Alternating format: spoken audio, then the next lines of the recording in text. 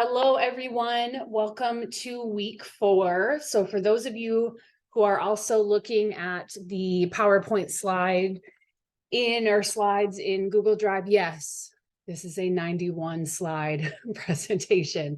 But I'm hoping that I will keep it within the hour 20 timeframe. So here we go. Let's see. So today we're talking about several of the chapters within the text and a couple of the articles that talked specifically about psychedelic therapy and its the therapeutic applications, and then a harm reduction model, so a specific model for the use of psychedelics and its application to addiction in particular. So the first chapter that we read about talked about set, setting, and dose. So you're going to hear these words used a lot in the psychedelic world: set, setting, expectancy, dose, integration. Those are kind of the big hitters in this field. So how set, setting, and dose come together, I wanted to just highlight this Venn diagram that was in the text to essentially show that they are in many ways equally responsible for the psychedelic effect. And so as we know from the reading, the breakdown for the word psychedelic really means revealing of the mind and soul. So just wanting to highlight this Venn diagram. So in the psychedelic experience, I'm going to start here in the chemical reaction between alkaloids and brain receptors. So alkaloids are any class of nitrogenous or containing nitrogen organic compounds of plant origin that have pronounced physiological effects on humans. So that essentially is what a alkaloid is. And so, like I said before, psychedelic essentially means revealing of the mind and soul. It's a profound effect. It also has a mystical effect. We'll be talking about that in slides to come. And within the psychedelic experience, there are exogenous, or this is relating to or developing from external factors. So external substances unlocking hidden parts of the brain or of the mind in many ways. And then set, setting, and dose provide the context for the experience as shown in the previous slide here. So some components of the psychedelic experience: this is unveiling part of the mind through a trip. So when we think of a trip, it really is like a mental journey that you're going on. In many ways, we think of the substance as the vehicle through which you are traveling the brain, or on which, I guess, you are traveling the brain. And your mind, your soul, your spirit, all of the components that are part of this psychedelic experience. And then in terms of dose, there is an intensity and duration increase with some of the psychedelics. Not all of the psychedelics increase duration, but there is an increase in intensity when dose is increased. And for what it's worth, psychedelics are in many ways unique to other substances, where you can increase the intensity with a dose, but think about something like alcohol or opioids or cocaine or anything like that, that will also increase with dose, increases the duration and also increases the toxicity. But psychedelics do not increase in toxicity in any way when the dose is increased.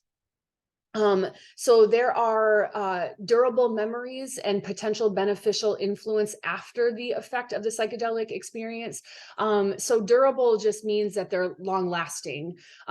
So there's shown to be long-term benefits of a psychedelic experience, even after the experience has, you're no longer under the influence of the psychedelic, but we'll talk about more about that in the integration piece of this presentation. So another thing that I wanted to talk about was when you're looking at psychedelics in some way or the dose, of the psychedelic as a technology. You're wanting to better understand, we want a better understanding of how, when the dose increases, when we're better understanding the dose, that increases reliability of the desired outcome by reducing a wide range of additional variables and uncertainties that could distract from the intended effect. So this is, in some ways, when we're looking at the psychedelic experience as a technique or as an approach, that we're really wanting to better understand setting, and dose, and see how many variables we can control, so we can potentially have a more targeted experience with psychedelics. At this point, we're still really trying to understand dose and see if it, does it have, is there a correlation with body mass? How can we better kind of calculate the dose, and how can we control some of the variables in the setting, again, to have a better, targeted, more therapeutic psychedelic experience, and quite frankly, if that's even possible. So set means essentially mindset or mental set. So what this is, it's the user, the person who is taking the substance, their mental state, and how it might influence, and how it inevitably, not might, how it does influence the psychedelic experience. So for what it's worth, I think I've talked about this in previous presentations, but what we hear of as a bad trip is essentially like a kind of a scared mindset going in, or a trepidatious mindset, and then also having an unsupportive setting, or the environment in which you take the substance. So that is really what we understand to know about a bad trip. It really doesn't have anything to do with the substance itself. So other parts of the mental set or the set are the background and cultural context. As we know this a little bit as matrix as well. But when you think about cultural and historical background and all of that kind of stuff of the person, what are some of the cultural messages around psychedelics, and psychedelics' ability to heal? Are there stigmas? Is there appreciation? Is there embracing?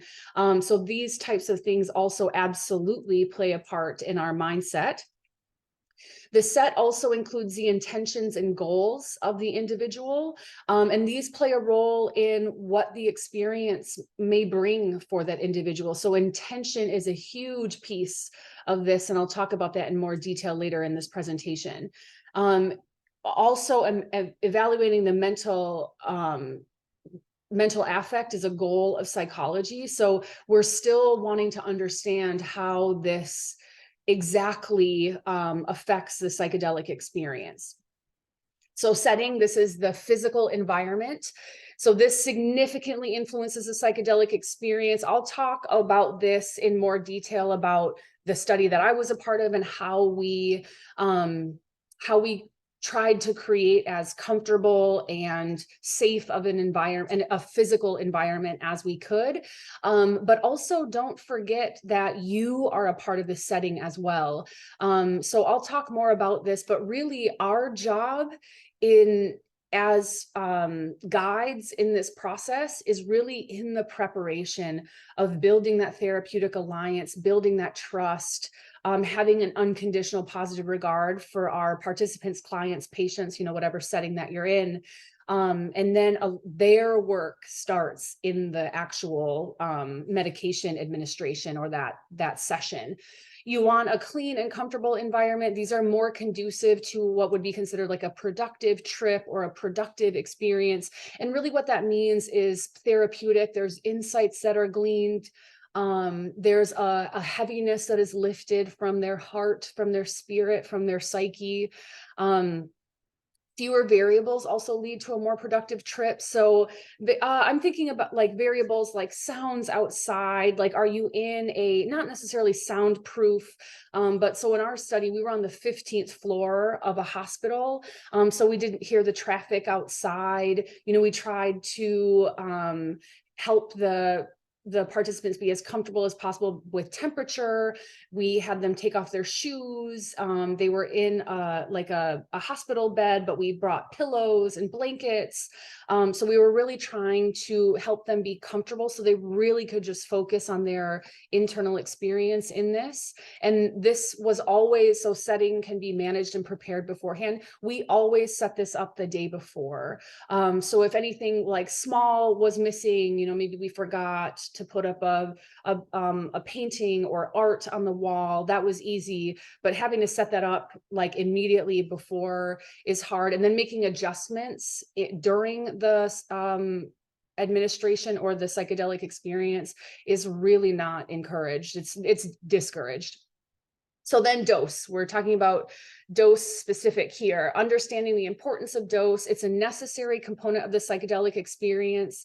And I'll talk about like the psychedelic process later in this slide as well. It determines the initiation and intensity of the journey. So that the dose, how much of the dose just means how much of the substance that you're giving, that dictates those two components. Different psychedelic substances have different dose response relationships and effects because we know they're working on different receptors. The administration is different. So we did read in this about like oral administration, snuffing, rectal administration, like these all work through different systems in the body that can give a more like a quicker onset, a more intense onset. So dose doesn't just mean how much, it's also the means by which you administer.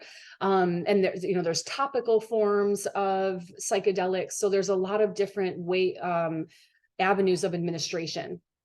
So the psychedelic experience is not the same between different psychedelic agents because different molecular structures have different receptor binding affinities and binding profiles in the brain. And we already know that they work on different receptors, serotonin, norepinephrine, dopamine, those all function differently in our brain. So they're inevitably going to have different effects on us. So dose is an assumed amount of an active substance with a rough estimation of the amount. So it is, we're not, with this, we're also not exactly sure how much should be administered to individuals to create the most ideal experience. The identity of the active chemical components may not be certain. Specifically with psychedelics, we're still learning some of that.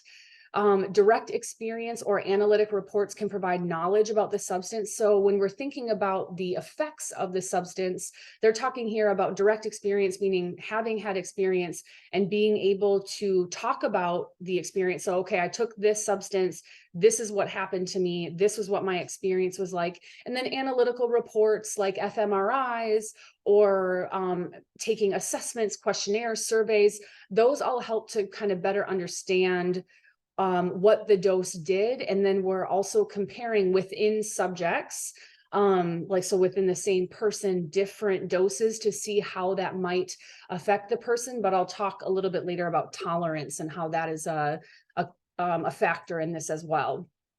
Pure chemicals offer more reliability in reproducing effects compared to naturally derived products. So a perfect example here is the psilocybe mushroom or psilocybin or shrooms.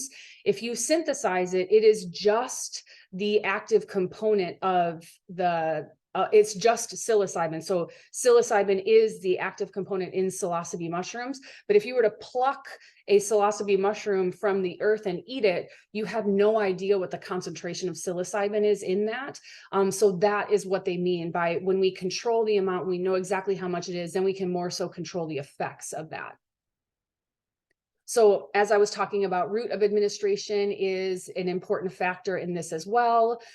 So you can have the exact same dose, but depending on how it's administered, that's absolutely going to change the effect. So like I said before, you can take it orally, you can smoke it, it can be vaporized, insufflated, or snuffed. You can have it through an enema, topically injected.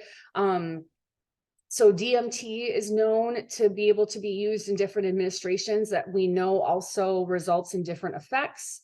And then onset, so when you start to notice the effects of the substance, duration, how long you are under the effect of the substance, and intensity, how strongly you feel the effects of the substance depend on route of administration as well. So these are all elements that are continuing to be explored in the research.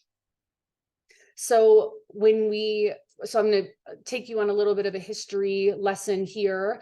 Prior to the 19th century, organic compounds were believed to possess a vital force. So in many ways, what we learned about this is we had this hypothesis about what might be happening. So there's this source in the earth that this is bringing up.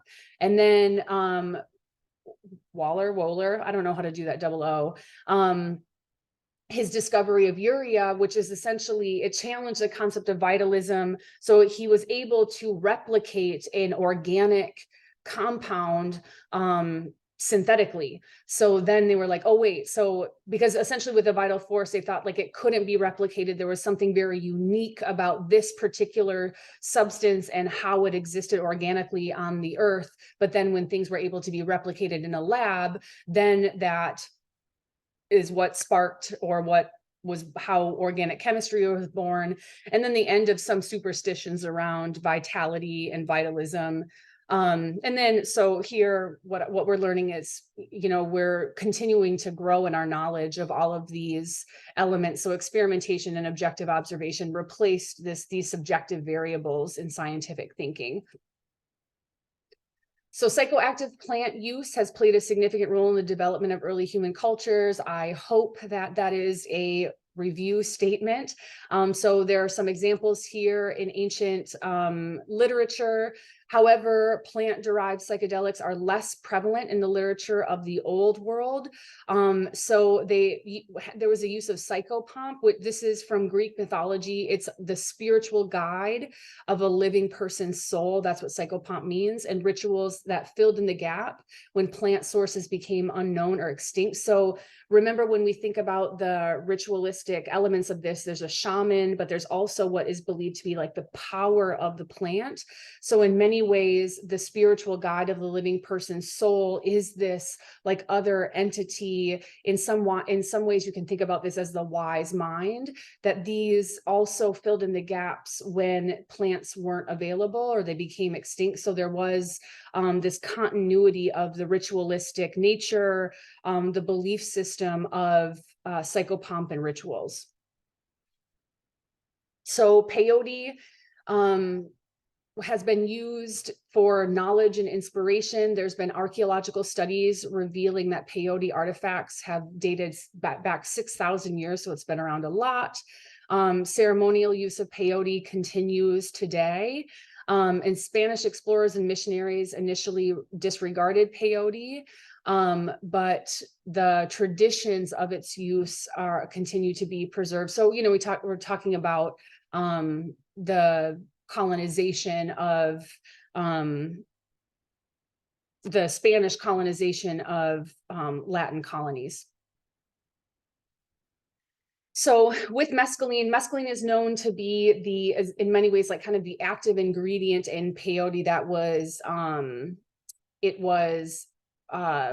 drawn out. I can't think of the scientific term right now. It was isolated in peyote to understand that mescaline was kind of like the magic part of that. So European science explored peyote's chemical nature in the 19th century, and alkaloids were isolated from peyote, and mescaline was identified as the first naturally occurring psychedelic substance. So in many ways, this chapter is talking about the inevitable kind of discovery of this. So knowing that there are tribes and communities that are using plants for ritualistic purposes, for healing purposes, like you're going to have people that are kind of curious about that, and you bring a chemist into that world, and they're going to want to isolate what is the part of that is that's active, because in many ways it's kind of what we talked about in earlier presentations of the kind of coming together of these spiritual and scientific rationale or reasoning for, in many ways, the effects of psychedelics. So human experimentation was essential to determine psychedelic properties. You got to play with it to be able to understand it. Mescaline's clarity and reliability are distinct from other psychoactive drugs. And then in modern culture, after the discovery of psychedelics, their study and application began primarily in UK and Canada, where LSD was primarily used to treat alcoholism. Again, this was in many ways the birth of what we know today as AA. And the idea of AA came out of after a psychedelic experience for the founders. Unsanctioned use of psychedelics in popular culture led to aggressive persecution. We know that. Hopefully you have a good understanding of that from 2 weeks ago's presentation. And then drug crimes were prosecuted due to fears of social unrest during the Vietnam War. You know, we talked a little bit about this, of the, thought that LSD was maybe a mind control drug sent over from Vietnam to as a way of like kind of what would it be, like psychological warfare. But we also know that none of the psychedelics would be useful for mind control, because it expands the mind. It doesn't contract it. It doesn't minimize it. So it would be a terrible mind control drug. So dose intolerance. Tolerance of psychedelics builds rapidly after the first dose. So there is crossover tolerance between different psychedelic substances. The only exception to this is DMT. Let me back up. So with substances like psilocybin, ayahuasca, ibogaine, ketamine, MDMA, you have to wait a period. Otherwise, the effects are what's called attenuated or dampened.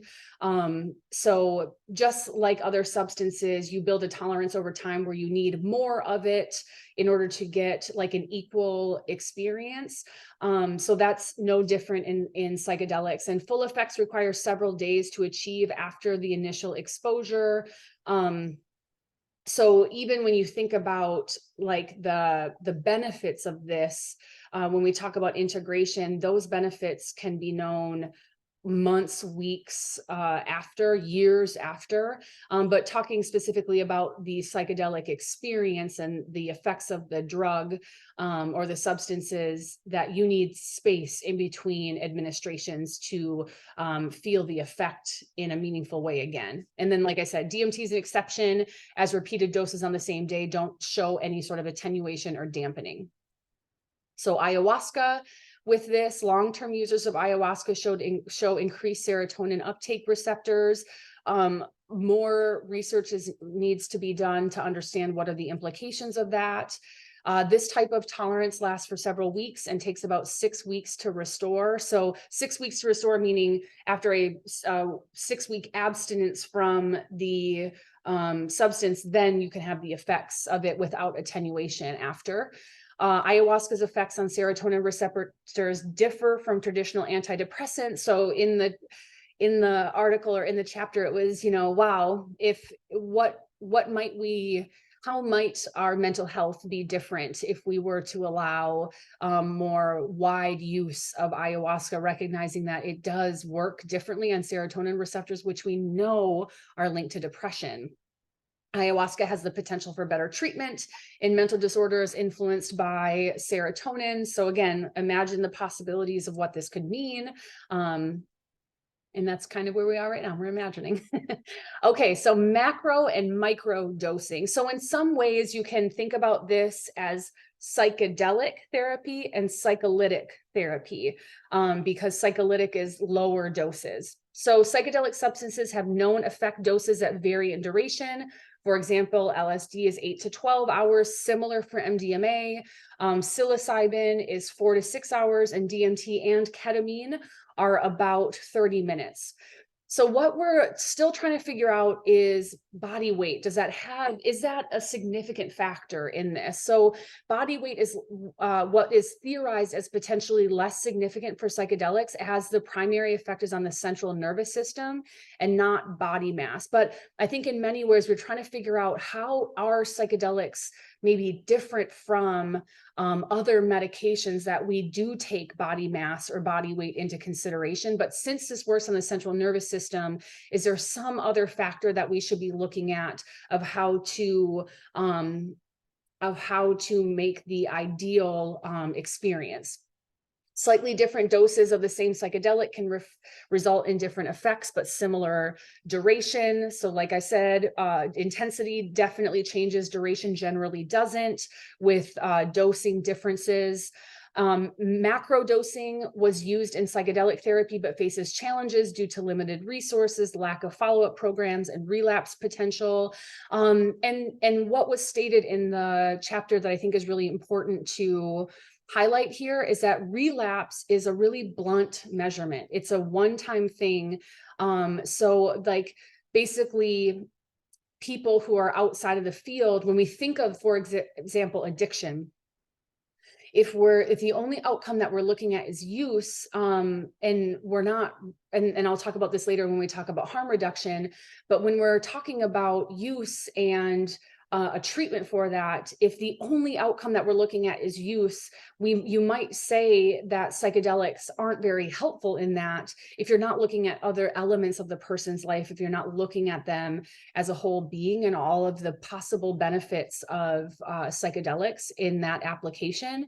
But again, if you think about, so with psilocybin, 4 to 6 hours, having to pay a therapist for their time for 4 to 6 hours, how much time goes into preparation and integration, and all of the resources in terms of physicians on call, making sure that there's sufficient medical staff, all of the resources that are being used going into the randomized controlled trials right now. These are what we're contending with, is how do we scale some of this? And then lack of follow-up programs, again, that's not novel to psychedelics. We have so many like addiction as a whole. Well, if you think about for example, inpatient or treatment where you send somebody away to treatment, there's really no follow-up after that. So you get all of these resources thrown at you for a short period of time, and then it's kind of just like, good luck. So we're also trying to figure out about how to implement this on a larger scale. And then just giving you like the definition of a macro dose is defined as twice the effective dose. So whatever that is for somebody, give them 2 times more. And then with the impact of macro dosing, we've known about its impact since the 1960s. This, which you think about this, it's not only therapeutic, it didn't only have a therapeutic impact, but it changed Western culture in many ways, cultural changes in music, art, politics, religion, and preferences, and all of that.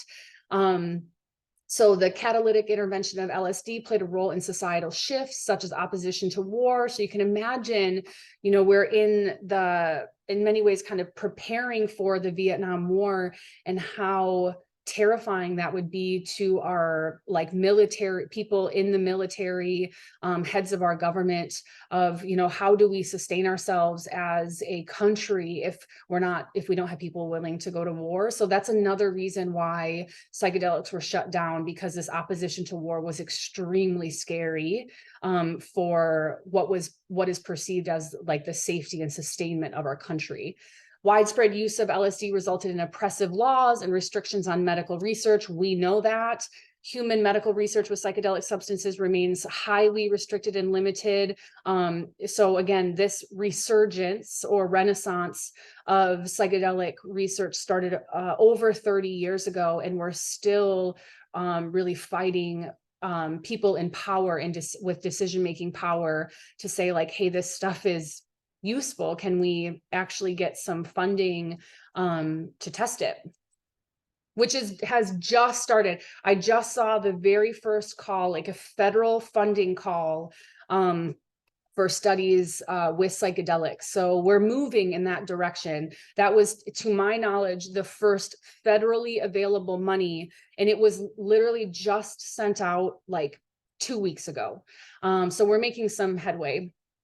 So microdosing, so if macrodosing is twice the effective dose, microdosing is a fraction of the effective dose, just 10% of the dose, where you're not really feeling the effects. It's more about like an ego expansion and a disinhibition of protective mechanisms.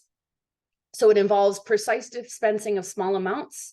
It can be subtle, enhancing focus and facilitating meaningful exchanges. So remember the combination of psychedelic and psycholytic, that is essentially where they can come together, where there is like micro doses leading up to a macro dose, and then some subsequent micro doses to continue to integrate and discuss some of the learning. It allows exploration of unconscious material with confidence and volition, enabling everyday tasks to be accomplished. So microdosing has a nootropic effect, and it can be used to enhance memory or other cognitive functions rather than having a psychedelic effect. So it has what's called a nootropic effect. So integration in this, so we have talking about setting, dose, and now we're going to talk about integration. Psychedelic experiences or substances act as catalysts to reveal deep levels of the mind and soul. So in that session, that's what you're getting. But integration, which is the follow-up sessions, that's necessary for lasting change in thought and behavior. So it's the ability, it's follow-up sessions from the actual psychedelic experience to say, what did you learn? And how can we maybe put some of the insight that you gleaned into action? For example, in our study at UAB, working with people addicted to cocaine, when we're doing the preparation sessions, their focus was a lot on the substance. And then they had the medication session, they had a dose of psilocybin. And for those who had psilocybin, their integration focused on completely different elements. So they were wanting to focus on restoring relationships, maybe becoming gainfully employed, becoming more housing secure. So the substance, so cocaine became secondary to these other elements. So to me, that was an indication that they were also seeing themselves as a whole person. So remember, another thing that I want to point out here with integration is it's not just kind of like a step in the psychedelic process. I think you can think of integration too as integration, what we think about like with internal family systems, of integration of the parts, or Gestalt therapy with like integration of self. So it is also promoting like a sense of self, a whole sense of self. And then after a macrodose, microdosing can be a useful tool for resolving specific issues and integrating insights over time without having to have like kind of that full-blown macro dose again. Ideally, full-blown psychedelic experiences are in supervised environments, a very controlled environment. So that's why as researchers, we never condone the recreational use, because we believe that it should be supervised, and that in order for it to be meaningful, it should be under the supervision of a trained professional, and then followed by microdose sessions for ongoing integration. The efficacy of psychedelic substances is evident, and their potential applications in medicine are continuing to be explored. So that's how that chapter ended. All right, so now let's talk about music. It's a really integral part of the psychedelic experience. So if you think about music, the author of this chapter really set the stage for us in terms of understanding that in many ways, music is kind of our introduction into the world. Like, how did your parents or your caregivers, the adults in your life, attend to you or talk with you when you were born? It was through lullabies, it was through song. So it's present from the very beginning of our lives, even preceding any sort of speech development. So in many ways, this can serve as a catalyst in psychedelic experiences of returning to some of those more infant times. So this is where that psychodynamic influence with psychedelics really does come from. Music has been assigned various functions across cultures and history, healing rituals, a lot of the things that we've already read about. Music and spirituality are tightly intertwined, especially in the traditional use of psychedelics. Hopefully this is also clear in week 1 of the presentation that I gave you. The use of psychedelics is ancient and universal, and music is a prominent component in psychedelic ceremonies. So I share all of that to say, like, the use of music in the randomized controlled trials today is not like this random decision. It's just a continuation of what has been done in history.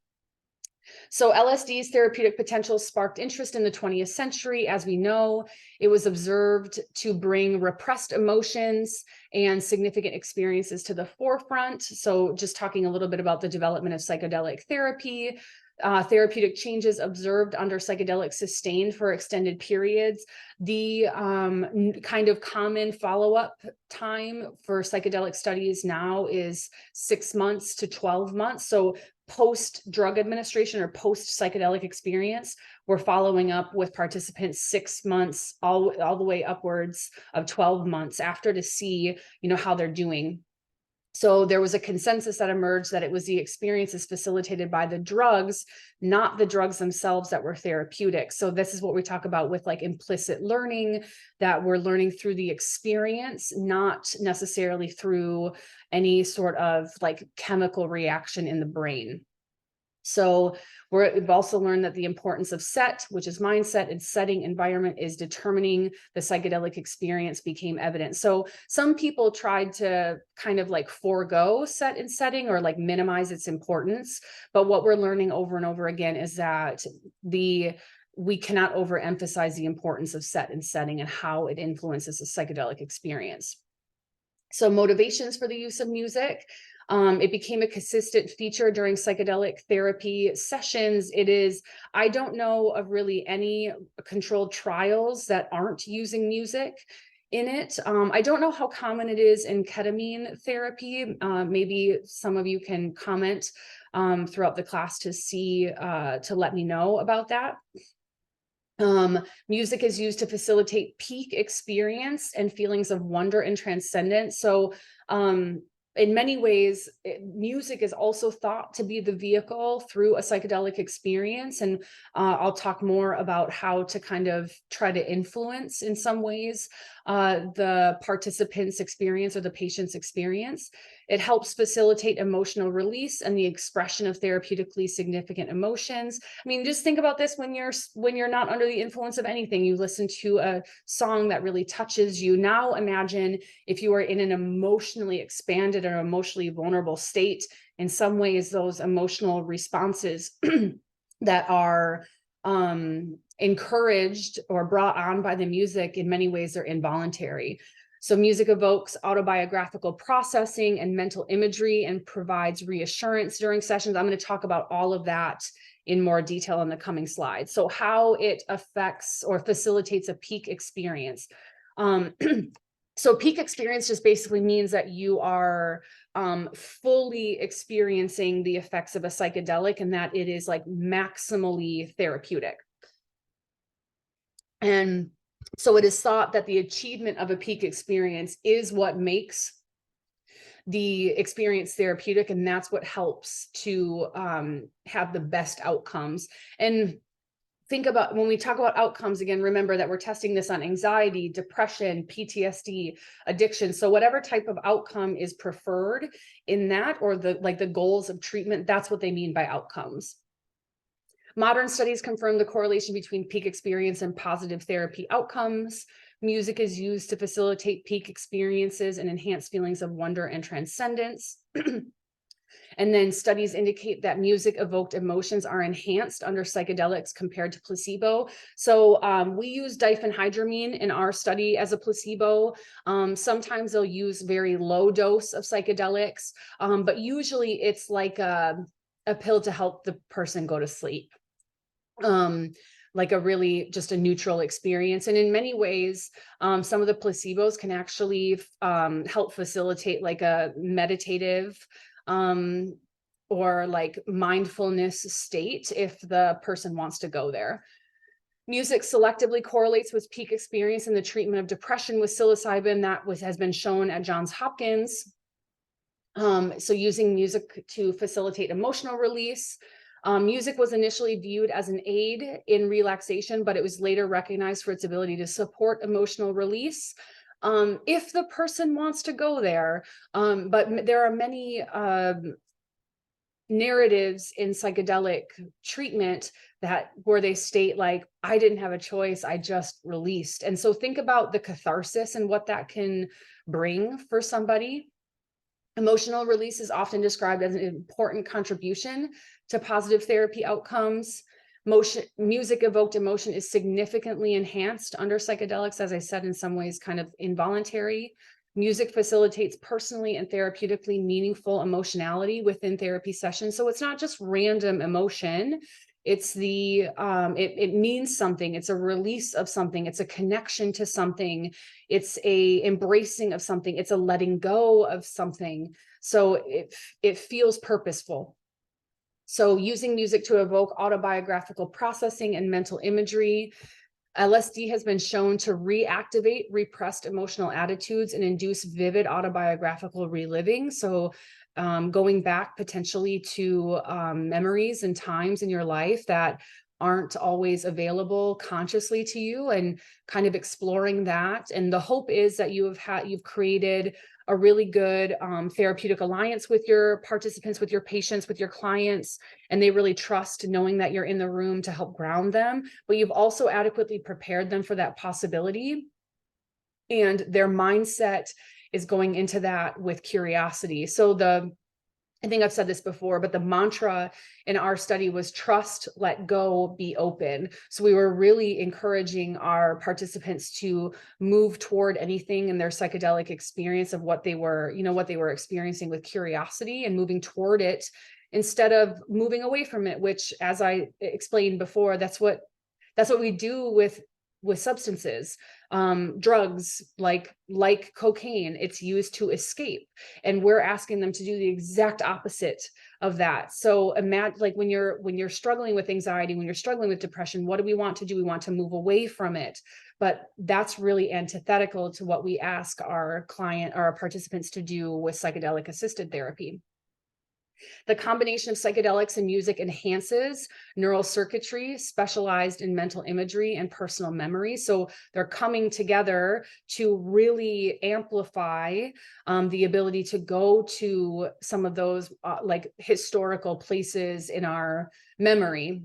Music correlates with enhanced vividness of mental imagery and autobiographical memories during psychedelic therapy, and meaningfulness perceived in music is enhanced under psychedelics, and the music experience is associated with insightfulness. So the selection of music is super important in this. So one thing I wanted to share with y'all is actually a narrative from one of our participants in the study that I was a part of at UAB, that is autobiographical in nature. So just a little setup for sharing this with you. This was a participant, woman about 45 years old, who had a career in nursing, lost her career in nursing due to her addiction to cocaine, started participating in sex work to pay for her addiction. And also she had a history of sexual abuse and molestation, where she really didn't feel like her body was her own, and she didn't feel like she had ownership over it, and also she didn't feel like she was worth much more than her body, particularly from that trauma. So here is a little snippet of her narrative from her experience. So she said, and the baby, name redacted, her 16-year-old self, she didn't show up very much, but I felt her pain. I felt the first time her feelings were hurt, and she was about 6. I felt that during the medicine session. I felt the pain that she felt. I felt when it all started, and then I felt the destruction that came along with that. And then again, I felt that when it all came out, and I'm out of that. I can only use that experience to help someone else. I can't let it continue to bring me down. I can't use the fact that I was molested and smoked crack. That's not an excuse anymore. My feelings can't get hurt. I can't get in a bad breakup and then use crack. That's not an excuse. So she was, in many ways, like her 45-year-old self was seeing her 16-year-old self. And later in the narrative, she talks about like attending to that 16-year-old and that 6-year-old self in a more protective way, and seeing them in a more like tender, empathic way as well. So pretty powerful stuff. The use of music to provide reassurance. Psychedelic experiences can be profound, unpredictable, and psychologically challenging. And again, in some ways, this is what we call like anecdotally a bad trip. But in a therapeutic space, it's never considered a bad trip because there's something to glean from that. So music can be used to create a positive and supportive environment. It can promote safety and openness. Again, it's very important. It is experienced as a source of support and reassurance during sessions. It helps facilitate calmness, security, and guidance during emotionally intense periods. And the use of music can help reduce anxiety and provide comfort. And that's supported in many clinical contexts. So in studies, in clinical use, for example, we just know that it's useful in various contexts. And then we talk about the mind functions like a roadmap. So we talked about this in last week about kind of the leveling of the field and the bottom to top or bottom up influence that can happen during psychedelic experiences.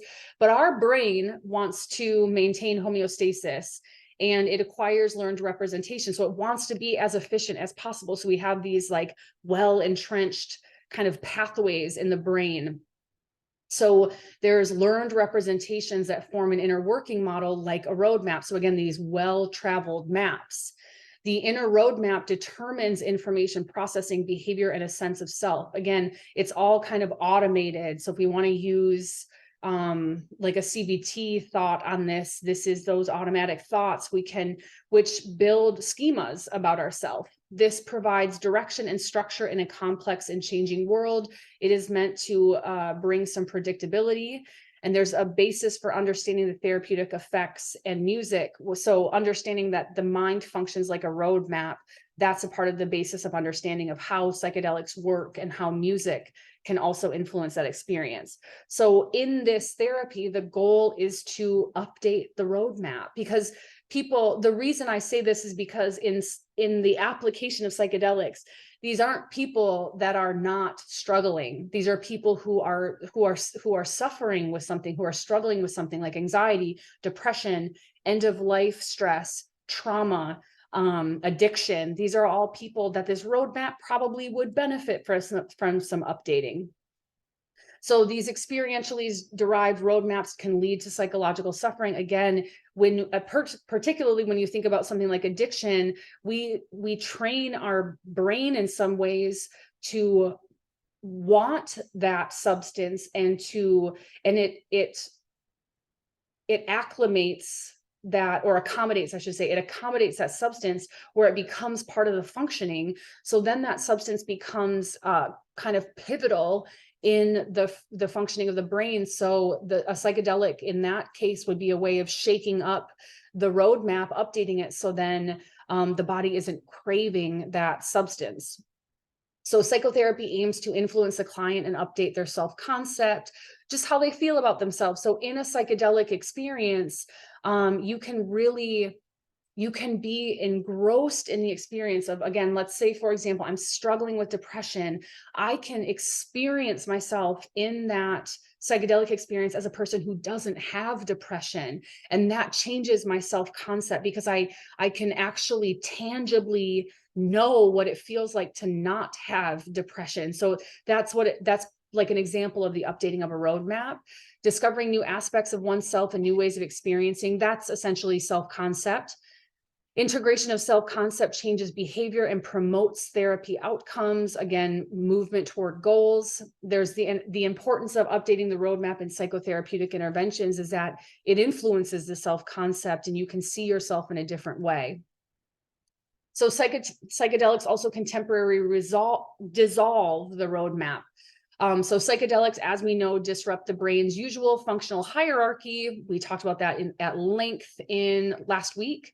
There's a temporary disorganization of information processing and regulation, which is what helps expand our mind to different possibilities, different perspectives, different ways of seeing, thinking, and experiencing stuff in life. There's increased flexibility in the subjective experience and exploration. Hopefully that is encouraged through the guide of that set and setting. So encouraging that curiosity. There's a relinquishment of emotional control that aids in deeper exploration. Those inhibitions are dampened. And then the central therapeutic function, this dissolving of the roadmap is in many ways considered a central therapeutic function of psychedelic medicine. So music provides direction in the absence of a roadmap. Okay, so your map has been thrown out. Your brain is like, oh my gosh, where do I go? What do I do? And so the music can function as the roadmap and also the vehicle. So with this enhanced mental flexibility and emotional lability in the psychedelic state, your brain is not fully sure what to do because its paths are disrupted. So the music can play a role in providing direction in the experience. I'll talk about how that happens in a few slides. And so music is described as a source of direction and continuity. It is the vehicle that moves and carries the listener based on the type of music that is used. And the music takes the listener to places that they need to be. So the music can take them to places of calm, places of depth, into areas of their psyche, their mind, that they need to explore. Music provides experience as medicine. So deeply feeling and expressing emotions is important for psychotherapeutic change, and that's what psychedelics facilitate. An openness to music evoked experiences is correlated with reductions in depression. So just some outcomes from some studies that have been conducted and published. Quick story for you. One of the stories that we would tell our participants in our study was a participant who was working with a psychedelic assisted therapist. And in their experience, so the story is in some ways from the perspective of the guide, the facilitator, where he was really noticing his participant like kind of struggling, like he could see like his face kind of scrunched up and he was sweating a little bit, but he wasn't saying anything. He still looked like safe and not necessarily peaceful, but he wasn't in distress. And after 6 hours, so it was a psilocybin session. After about 6 hours, the participant like sat up and was like, man, I am exhausted. And the facilitator's like, tell me a little bit about it. And he's like, oh, I was being sucked down in this kind of tornado, in this whirlpool. And I just kept swimming against the current, trying to stay afloat. And the facilitator was so bummed for the participant because he's like, man, I wish you would have let go, because there was potentially something really beautiful and meaningful if you just let yourself kind of be sucked down by the whirlpool. So this might not make sense to everybody, but for those of you who are familiar with D&D, Dungeons and Dragons, as you're navigating through the game, wherever there's a dragon, there's usually like a treasure behind them. So we use that analogy in psychedelic assisted therapy as well, of when there's something scary, we encourage our participants to move toward it because there's likely something like really meaningful for them to experience and to understand, moving toward that as opposed to trying to go against it. So music is a source of deeply felt and personally meaningful experiences. Again, it exemplifies that. It encourages that deeply felt, those deeply felt sensations. Psychotherapeutic changes through implicit learning. So implicit learning is learning through experiencing, and it creates a new concept of self in the absence of suffering, like I was mentioning before in the presentation. So music is a form of nonverbal communication. The nonverbal nature of music allows for reflection of dynamic internal feeling states. Affect attunement guides awareness of the subject basis and emotional learning. So when you think about affect attunement, so the goal in many ways is to kind of attune the music to the state of the current state of the participant. I will say that in current research, we use a set music playlist. So the idea of like catering the music to the participant or to the person hasn't been executed yet. So in many ways, this part of the chapter is kind of theoretical.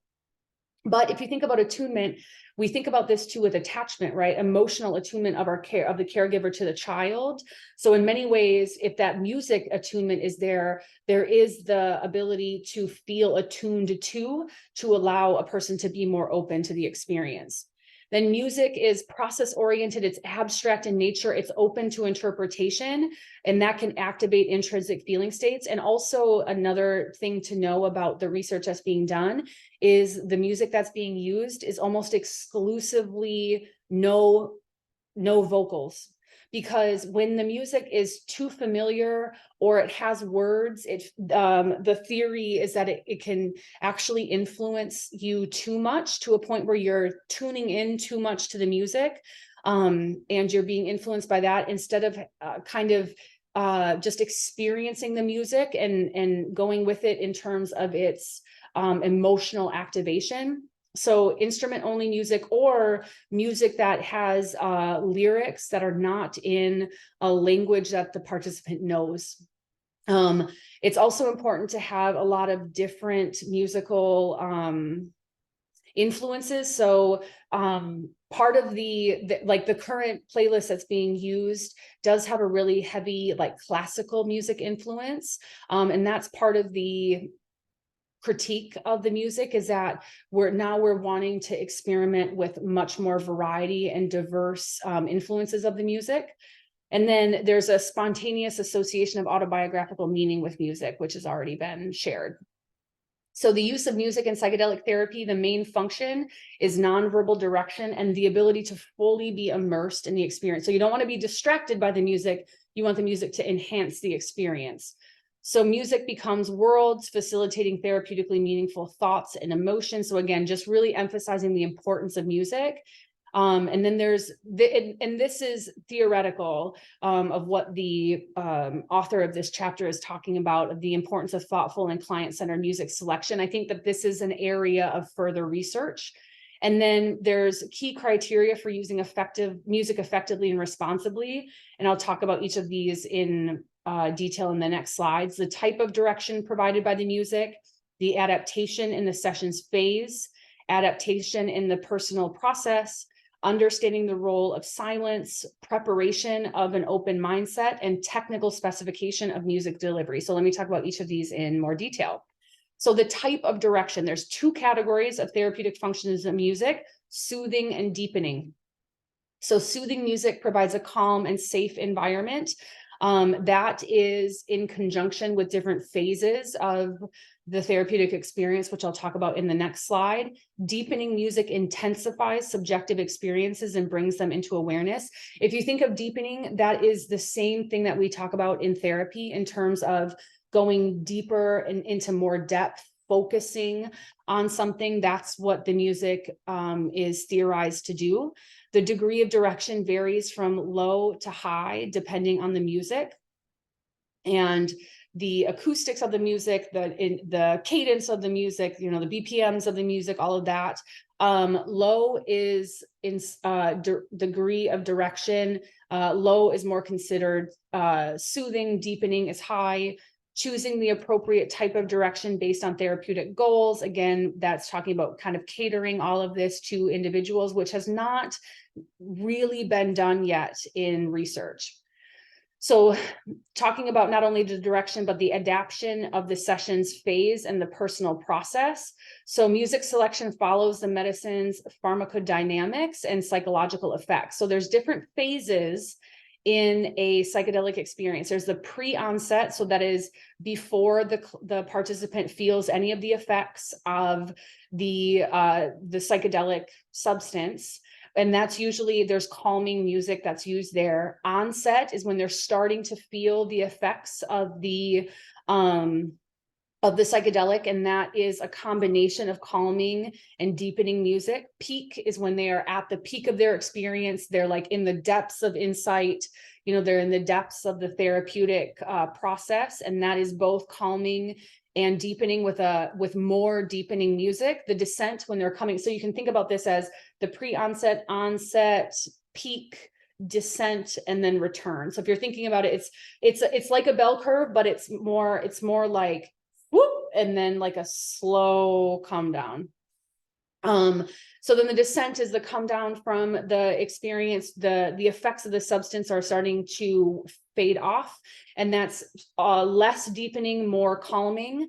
And then the return, which is you know, the effects of the substance are at a point of almost completely wearing off, and that is much more calming, very little deepening music.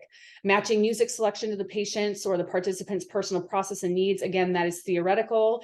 Adapting the music to support the patient's experience and therapeutic goals, so that's, again, something to be tested. The importance of tailoring music to each individual's unique needs and preferences. This is something that makes sense to me. Again, it's not in practice, it's something that needs some testing. So silence as a therapeutic intervention. Silence can be a powerful therapeutic intervention in psychedelic therapy sessions. So we would do this in our study by having like some pauses in between music or between songs, where that is in some ways just a space for reflection, and also sometimes it can feel like in the next one like a pit stop or a break from the journey, like a little bit of respite, where there can be like maybe some suspension in the experience, because sometimes having the foot on the gas the entire time can be a little bit too much. Silence provides an opportunity for meaningful therapist-patient interaction and dialogue. This is not practiced with psilocybin. It is practiced with MDMA, but dialogue is really discouraged in psychedelic sessions, because it's really meant to be this internal, you know, tapping into your own mind's wisdom. And it allows the patient to process and integrate their experience without external stimulation. So another purpose of the silence acts as a critical contrast to the periods of music, making the music more impactful. So if you have some breaks from it, you can see when you're in it some of the benefits of that. So preparing for an open attitude to the music, optimizing mindset. So this is where in that preparation for the psychedelic experience, that's where we're really important in that. An attitude of openness to the music evoked experience correlates with positive therapeutic outcomes. So again, trust, let go, be open is a very common mantra for psychedelics. Adequate preparation of mindset prior to therapy sessions is crucial. Hopefully that is really sinking in. Music listening exercises can help patients practice deep listening and full immersion in the music. So that can be incorporated into preparation sessions of just like kind of practicing being really present and immersed in music. Encouraging curious and proactive engagement with the internal experience enhances the therapeutic effects. So again, that curious, trust, let go, be open, proactive engagement, moving toward anything in your experience that might feel a little bit scary, or you might be hesitant to move toward. Such exercises also help therapists gain deeper insight into the musical language and preference of the patient. So, you know, if the time comes that we find catered playlists are the best way to go, this would be a good way to understand that. So delivering the music, enhancing therapeutic influence of music, controlling acoustical qualities of the music is essential. So for our study, we gave them headphones that like fully encompass their ear, so that we were hopeful that would be comfortable as they were lying on their side or whatever position that felt most comfortable for them. And then it could control some of the acoustics, so it's not, you know, like bouncing off of walls or anything like that. So sound absorbing materials should be used to reduce echo and create a supportive environment if you're not having them have headphones, because we were really trying to intensify the internal nature of this experience. We had them have eye shades and headphones on. Sound pollution from low quality sound formats, human activities, or external factors should be avoided. So again, we were on the 15th floor of a hospital. We had no one in the adjoining room. And even if we did, there was a bathroom that separated. So, we were also in on a floor that did other research. So it was very quiet. High quality and fidelity sound systems and properly positioned speakers and headphones enhance the music experience. So again, these are all aspects that are being thoughtful in the setting. Volume should be adjusted to allow for full richness, details, and dynamics in the music to be experienced. So when we turned on the music for our participants, we would ask them, do you want it a little louder, quieter? What would you like? And so we took their lead on that. So some conclusions and future directions. Psychedelics and music interact to provide a unique opportunity for experiential learning and psychotherapeutic change. But music is a lesser understood aspect of the process. So we need more research on various ways to deliver music, different types of musical playlists. Understanding the ethical use of music, including direction, patient process, attitude, silence, and technical delivery. So all of these elements of the setting, just giving more focus to that in research. Further research is needed to explore the influence of different types of music, acoustic qualities. More research is required to optimize music selection and understand how music can be used to prepare and integrate psychedelic therapy experiences. So for example, we did not do any music listening in our preparation sessions. We prepared our participants to know that they would be listening to music, but nothing specific about that. And then on this slide, I do have links to some professionally created psychedelic playlists. All right, so the role of the guide, us. So fundamentals of guiding psychedelic sessions, the research that influenced this chapter is the research being done at Johns Hopkins with psilocybin. So this is how we guide psychedelic sessions today, is drawing from previous research, and then just some, growing knowledge about what we're using today. And the role of the guide in facilitating profound positive effects and enduring experiences is really important. So I can't overemphasize the importance of our role in this process. So I'm going to talk a little bit in more detail about this when I talk about the other article that we read for this week.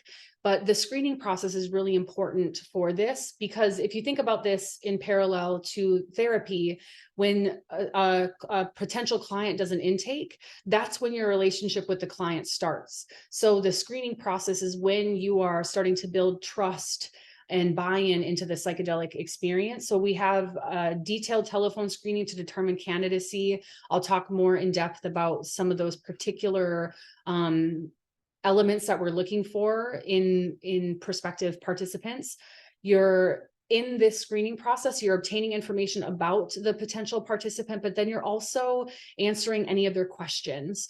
There's a lot of excitement around psychedelics, but there is some hesitancy. So it is really important that when you go through that screening process, that you're really being mindful about being thorough and answering any questions and quelling any fears or concerns, anxieties of the potential participants. In this process, you're maximizing trust in the study and the research team. So you're being really transparent about what they're getting into. There's complexity of screening and studies for cancer and depression and anxiety. And I'll talk more at length about that in terms of some of the disqualifying or excluding criteria. Because we're still in some ways in a proof of concept phase of this. So who is eligible to be part of our studies is really selective. So thorough in-house screening involves medical, psychiatric interviews and examinations. So for our study, we did an initial telephone screening for just general eligibility, but then they also had to do a physical to make sure that they were a relatively healthy candidate. There's other psychiatric interviews and other examinations like blood tests, heart rate monitoring, things like that happen. So a participant entering into psychedelic research goes through a really thorough screening process. So enrolling participants, this is when you go thoroughly through the informed consent, what will your participation in this study entail? And then there's the assignment of 2 guides for the participant. Myself and my postdoc mentor were the guides for us. We are a different gendered team. Guides are present during the preparation sessions, the actual medication session, and the integration sessions. So you're building that trust, you're building that therapeutic relationship throughout. So you're not, one group of people do preparation, then you have a brand new person when you're actually in the medication session, and then different people in integration. That is seen as too disjointed. There's the importance of trust and rapport and a safe experience. So again, think about what we do to build the therapeutic alliance and what we know to be important in therapy. This is amplified because of the inherent vulnerability of the participant. And then the therapeutic alliance is established with the guides at enrollment. So again, whenever we would have a person that was currently being enrolled, myself and my postdoc mentor would come in, introduce ourselves, try to be personable and kind, accessible to the person. So we were starting to build that trust before we ever started any of the preparation sessions. So in preparation, participants undergo 6 to 8 hours of preparation prior to their session. This is usually in the form of 3 to 4 2-hour sessions, where you are going over possibilities for the medication session. In our study, again, it was focused on addiction. So we had an interview, or we had a protocol for our study where we went over very common CBT elements that were connected to and in common use with addiction, but then also catered that to the individual. So we were talking about things that were specific to them. But then that final preparation session was when we went really thoroughly over the possibilities of what they could experience in the session and what they could prepare for in the session. So objectives of preparation is to develop trust and rapport, education on session logistics, and psychological preparedness. So we would share with them things like, there's a possibility that because this is a serotonin agonist, you might feel nauseous because you have serotonin receptors in your gut. If that's the case, we encourage you to kind of dive into the nauseousness. It will pass. We also, prepared them for the possibility of losing control over their bowels, because there has been normally just urinating, but there is the possibility that they would, so we asked them to bring like a change of clothes in case they did lose control of their bowels. We also let them know that there was a possibility for like sexual excitement in the session. We actually did have one of our participants orgasm during their psychedelic experience. And we really, my co-therapist and I really saw that as such a therapeutic win in terms of the safety that we had created, because they were not embarrassed about it. They were like, yep, you told me that might happen. And it did. That was kind of nice. But in that preparation, you're really modeling for them this neutrality and openness to all of these possibilities. We would also let them know you might experience stuff that's really scary, and we'll be right there. We're not going to leave. So that psychological preparedness is super important for their openness to the session. Set and setting are crucial, as we know, and we've already covered what those mean. So identical preparation for all participants. Again, we are in a testing stage for this. So in randomized controlled trials, you have an experimental group and a control group. So you prepare both, knowing that they only have a 50% chance of actually getting the psychedelic. So preparation is the same for the experimental or placebo group or any low dose conditions. So this preserves the blinded assignment. So these are double blind studies. So that means that the participant doesn't know if they're getting the psychedelic or not, and the researcher doesn't know who is getting the psychedelic. So you're preparing them the same, even if they get the placebo.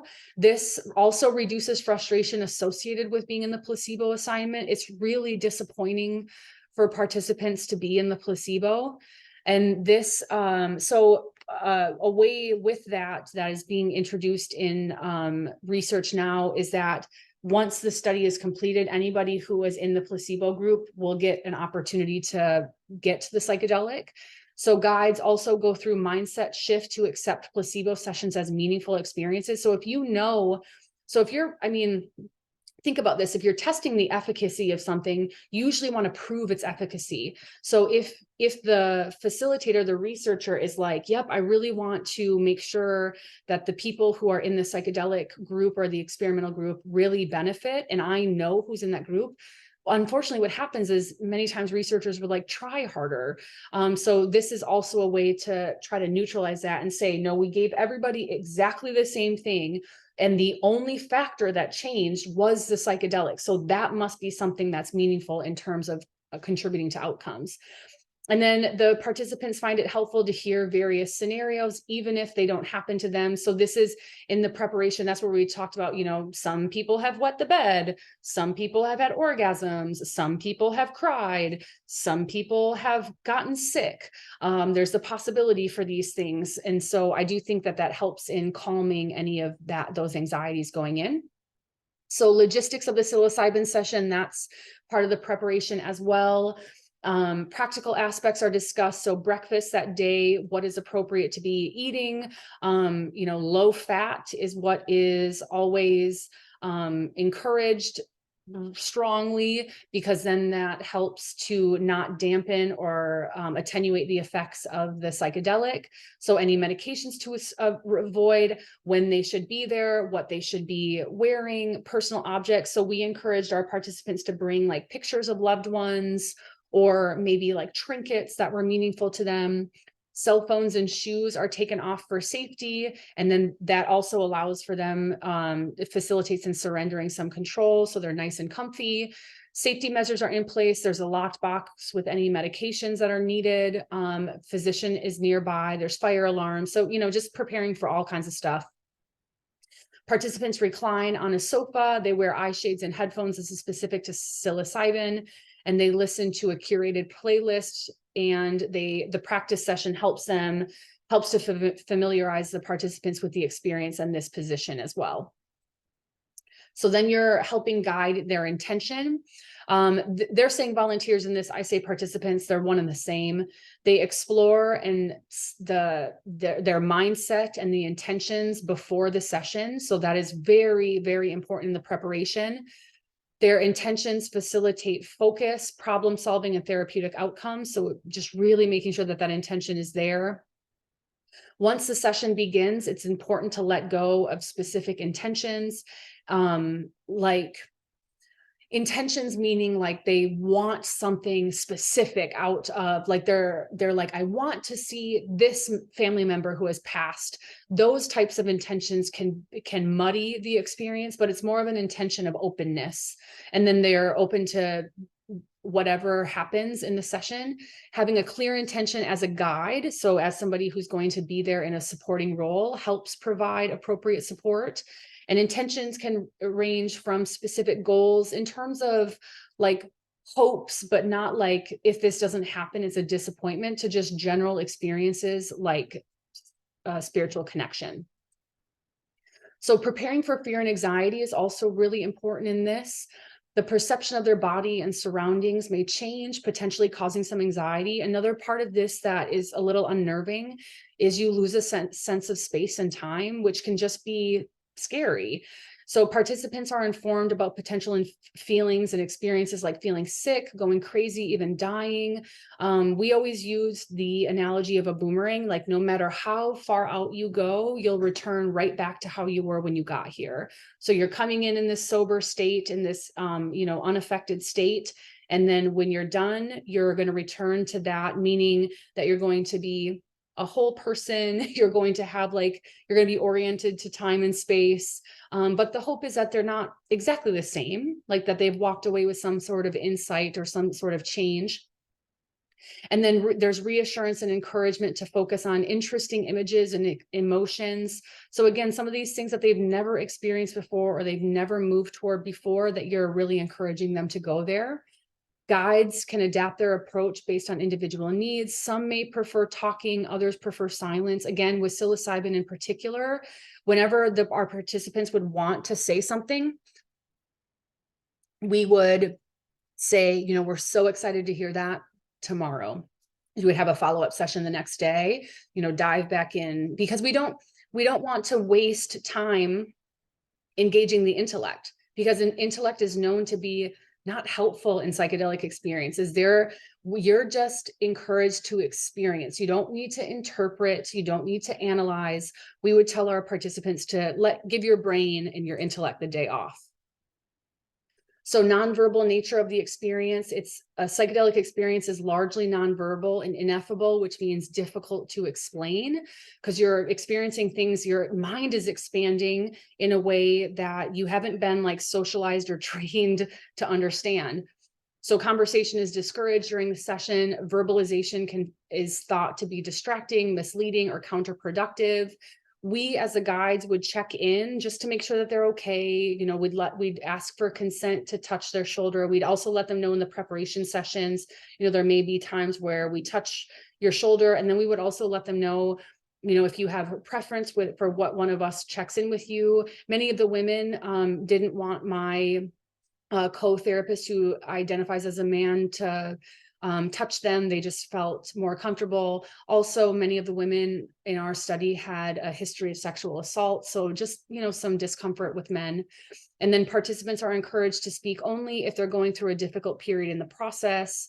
And that happened with us, where we would have, I would attend to clients who were really distressed and continue to reassure them that they were safe, orient them to their time and space, because they're in that experience, they're not able to do that. So the importance of acceptance in this process. Volunteers are advised to accept whatever happens in the session and know that they're supported. There's 2 people that will always be in the room with them. Their perception of self and others in the world may be painful, frightening, or beautiful and joyful. What we know in psychedelic research is that the large majority of the experience is quite euphoric, and any of the parts that are painful or frightening are really a minority of the experience. So letting go of expectations, judgments, explanations, and criticisms is crucial in this process. You know, really engaging in that sense of self-love.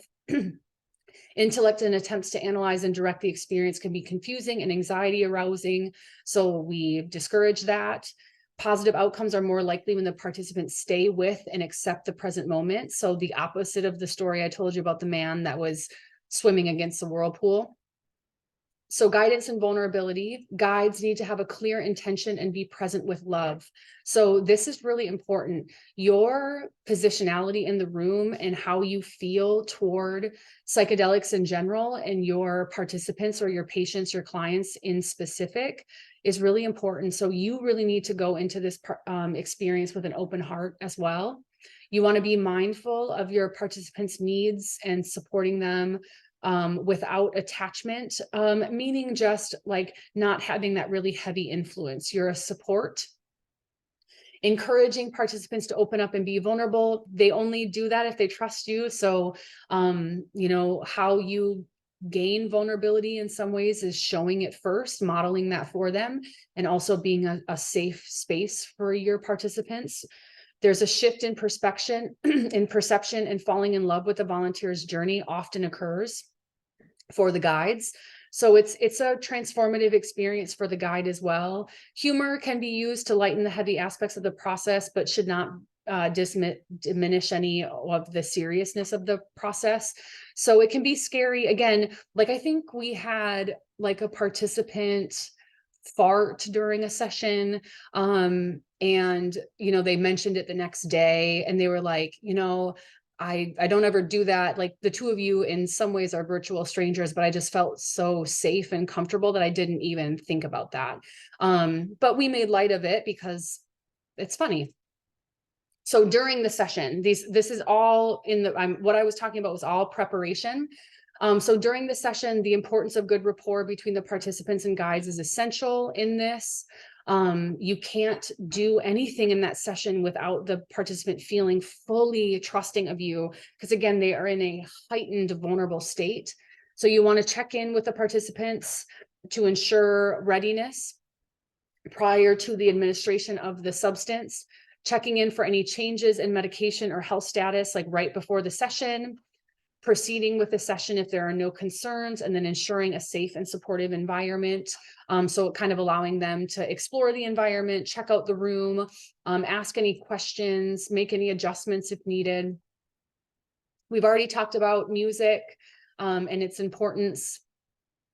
And so when you are in the actual medication session, we use a really non-directive approach, similar to Carl Rogers, that person-centered. So again, unconditional positive regard, where you're really just there as a grounding factor. Again, you're not asking them what's going on. My mentor and I would always joke that, we wish that their eyes were projectors and we could see what's going on, because it's like 8 hours of kind of boredom for us, but it's this like really gnarly experience for our participants. So you're also fostering belief in the participants' inner wisdom and their self-discovery. So that's something that is encouraged throughout the preparation time. And then it's just really emphasized in the actual medication session. And the healing process is driven by the psychedelic experience. There's an importance of surrendering and not controlling the experience, and you're supporting the participant in being present throughout the session. So with psychedelics, there's also the possibility of transference and countertransference. So again, think about the psychodynamic roots of psychedelics.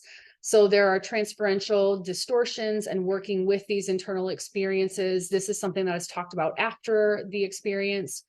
Participants have increased sensitivity to interpersonal cues during that experience. So these are the things that, as in the integration, that you want to be mindful of asking about.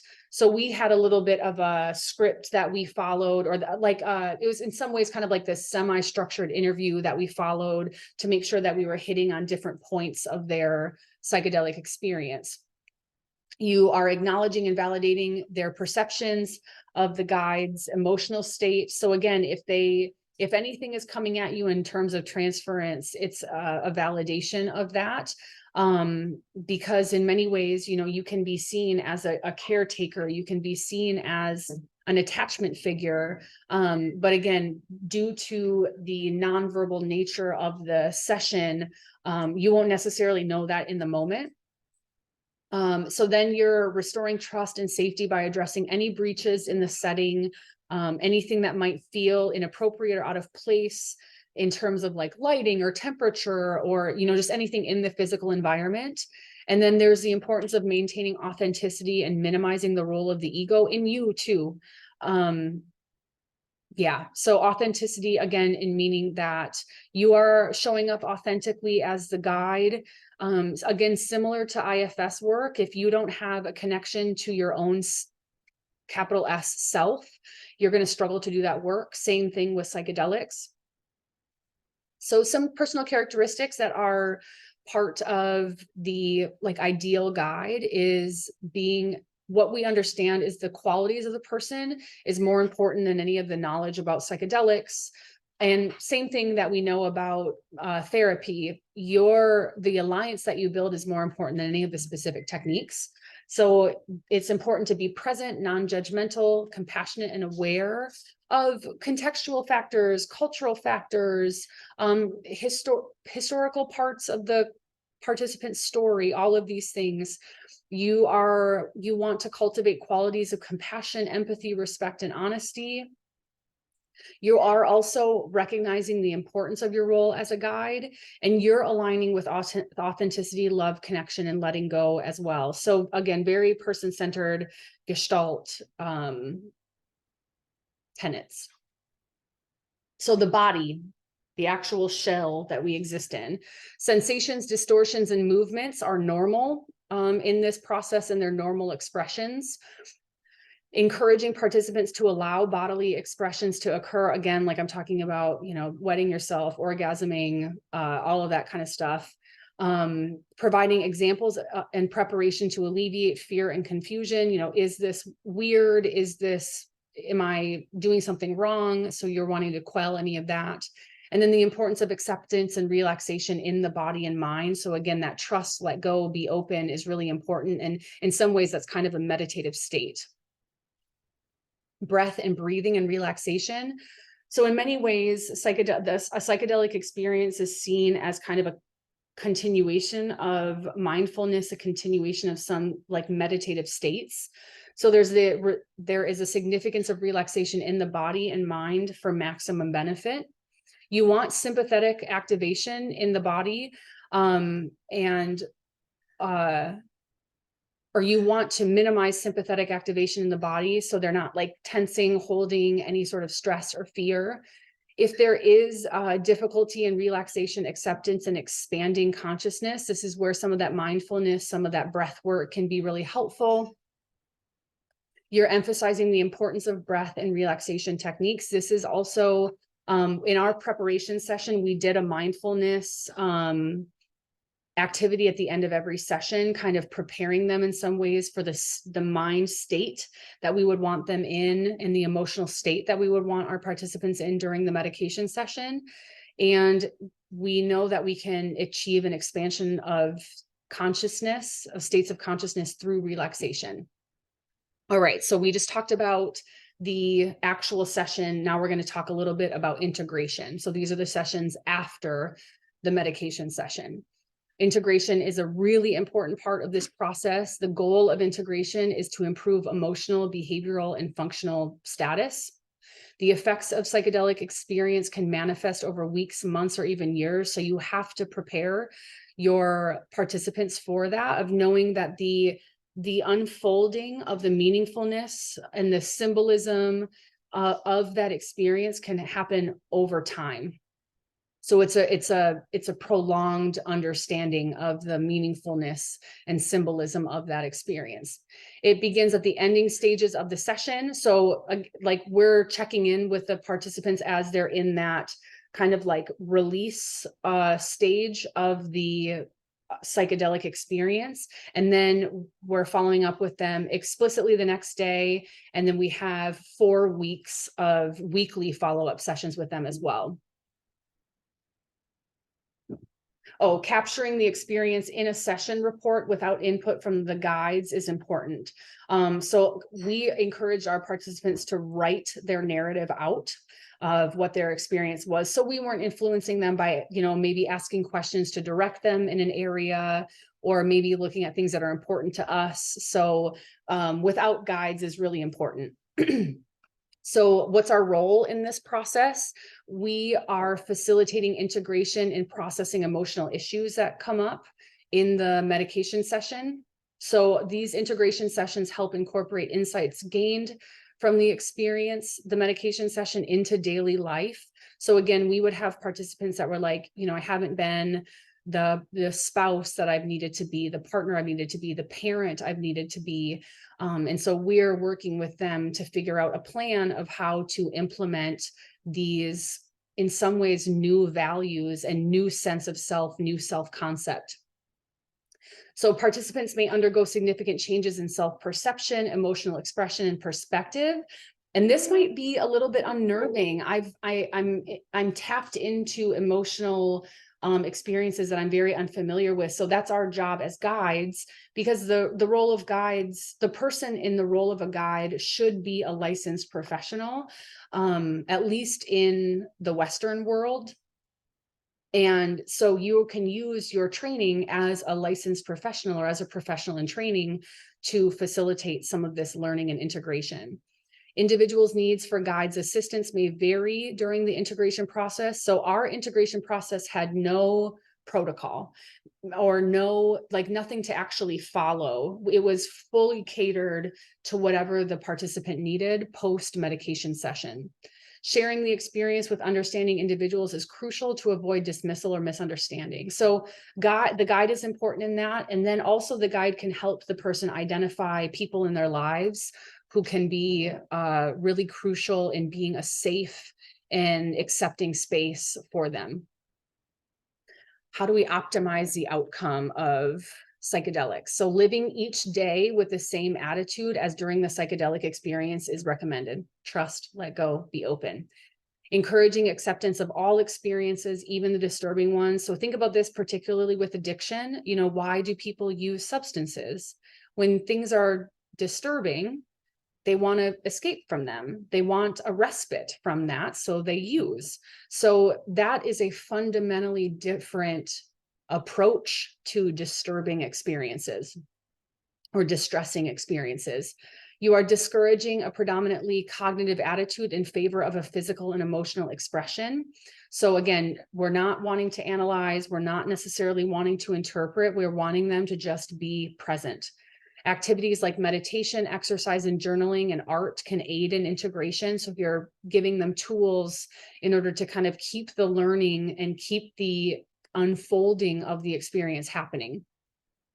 You're discussing the experience with a close person, you're encouraging them to do this, and because that can consolidate the effects and understanding. So it also encourages the building of a support system of recognition of people in this person's everyday life that are safe, that they can go to share this experience and to have a safe person to talk to. So the realistic acceptance and gradual shifts, encouraging a realistic acceptance of the experience without exaggerating its significance. So this goes back to what we've read about and learned about in terms of psychedelics not being this like magic bullet. They're not the cure-all. It's a part of the potential healing. So we don't want participants to idealize, or in the next one, it says we don't want them to make an altar of the experience, but we want to help them recognize subtle shifts in perception. So this can be an experience that feels majorly shifting in many ways. It can feel like it's a catalyst to change, but idealizing that experience can also be kind of problematic for the participant to think that, because we don't want them to think that that's the only tool that they have. So partially resolved traumatic memories may become more intense, which is indicating progress.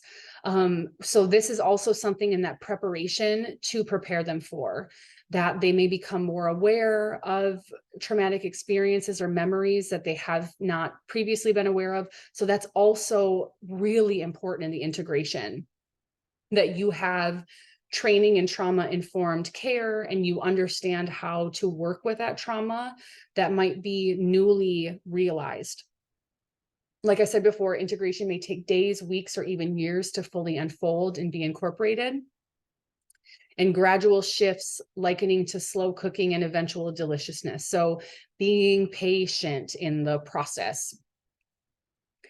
So timelessness of integration, like I said, integration really has no time limit. It can happen over long extended periods of time. Concrete reminders can aid in impressing the experience and acting as touchstones. So you might provide your participants with something like, we would give them like a certificate or write them a letter, something meaningful that connects them back to their experience. The effects can be subtle and easily dismissed, but they signify deeper shifts. So this is what I mean when I talk about increasing awareness, that when they are more present in the moment, they notice some of these things, they notice some of these shifts. I'm just thinking about, for example, a person who takes a route where maybe they have previously gotten their drug of choice where they used to be really anxious about going down this route, and now they didn't even realize that they had gone down that route. So this is where integration is really important in highlighting some of those more easily dismissed aspects of healing and recovery from whatever it is. Participant testimonials reveal profound long-term transformation. So again, in the research that's being done, these follow-ups are over a long period of time, and they are still seeing meaningful change. Integration, again, not just a step in the psychedelic process, but integration like what we know in IFS or Gestalt therapy. This enables individuals to reconnect with their authentic selves and others and facilitate love and meaning in life.